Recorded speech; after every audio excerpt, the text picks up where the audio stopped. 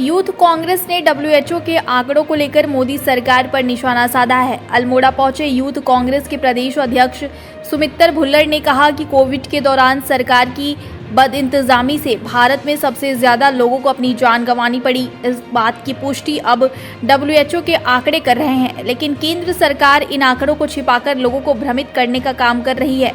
अल्मोड़ा में प्रेस वार्ता करते हुए यूथ कांग्रेस के प्रदेश अध्यक्ष सुमित्र भुल्लर ने कहा कि हाल में ही विश्व स्वास्थ्य संगठन की एक रिपोर्ट आई है, जिसमें यह सामने आया है कि पूरी दुनिया में कोविड में सबसे ज्यादा मौत भारत में हुई है, जिसका आंकड़ा 27 लाख से अधिक है, जबकि सरकार के अनुसार मौत का आंकड़ा सिर्फ 4,70,000 है। उन्होंने कहा कि मोदी सरकार लगातार देश से झूठ बोलती आ रही है और जनता को भ्रमित कर रही है, लेकिन डब्ल्यूएचओ की रिपोर्ट ने मोदी सरकार के झूठ को उजागर किया है। मोदी सरकार को इसके लिए देश के सामने माफी मांगनी चाहिए। साथ ही कोविड में जान गंवाने वाले प्रत्येक व्यक्ति के परिवार को 4 लाख मुआवजा देना चाहिए। वहीं चंपावत उपचुनाव को लेकर यूथ कांग्रेस के प्रदेश अध्यक्ष ने कहा कि भाजपा चंपावत उपचुनाव में धन बल और झूठ फरेब से चुनाव जीतना चाह रही है, जबकि कांग्रेस उनकी सच्चाई जनता के सामने ला रही है। उन्होंने दावा किया कि चंपावत उपचुनाव में कांग्रेस के पक्ष में अच्छे परिणाम आएंगे।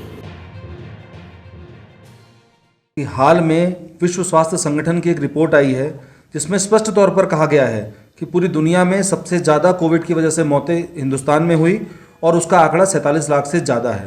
परंतु हमारे देश की सरकार, मोदी सरकार लगातार देश में झूठ बोलती आई है, देशवासियों को भ्रमित करती रही है और उनके अनुसार मौत का आंकड़ा 4,70,000 है। मुझे लगता है कि विश्व स्वास्थ्य संगठन की रिपोर्ट ने मोदी सरकार के झूठ को उजागर कर दिया है और मैं समझता हूं कि सरकार को जिम्मेदारी दिखाते हुए आगे आना चाहिए, देश से माफ़ी मांगनी चाहिए और जो 4 लाख रुपए मुआवजे की जो घोषणा की गई थी वो प्रत्येक पीड़ित परिवार को दिया जाना चाहिए, ताकि उनकी मदद की जा सके, उनके जीवन के कष्टों को कम किया जा सके।